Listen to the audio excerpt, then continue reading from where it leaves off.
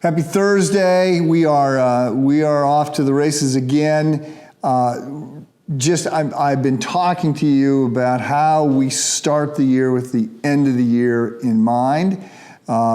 This is one of the Covey's 7 Habits of Highly Effective People. You begin with the end in mind. Where do you want to be? How are we going to get there? So I've been coming at this a variety of different ways. I'm going to hit you with it one more time.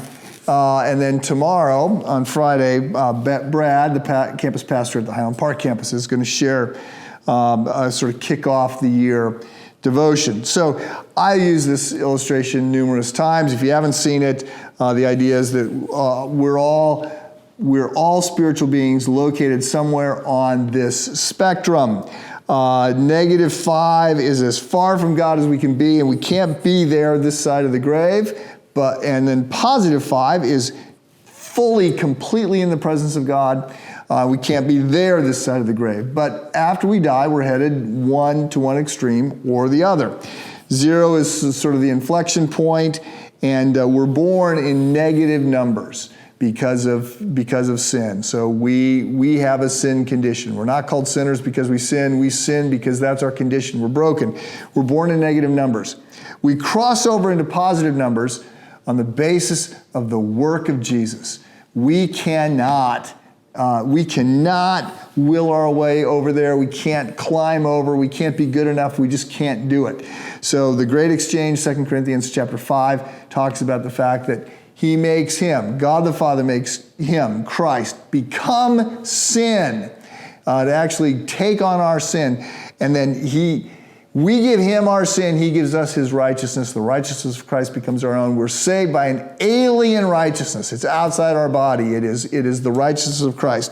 And we move into positive numbers. So this is an act of grace. Growing is an act of grace as well, but it's also our participation is required.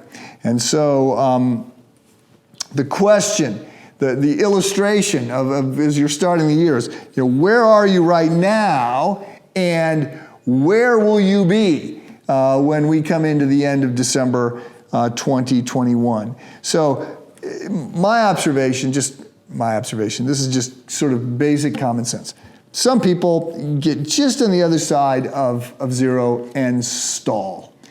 They do the first year of the Christian life over and over and over and over and over again. And so 10 years in, it's not like they got 10 years of growth. It's they got the first year, they've done it 10 years in a row. It's like repeating 3rd grade. At some point, you want to move on to 4th grade. And so some people stall. Some people tragically grow and then fall away. And the Bible actually has lots of examples of this.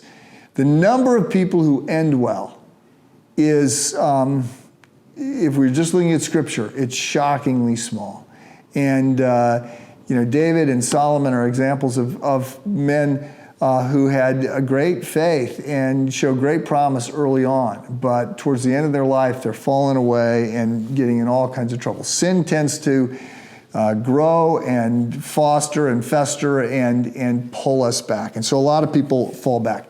But there are people who keep growing and whose best years are at the end, who become more and more Christ-like, more and more humble, more and more gracious, more and more full of joy and peace. And we see people, I can think of Caleb as an Old Testament example of somebody who remains courageous and faithful all the way through the end of his life.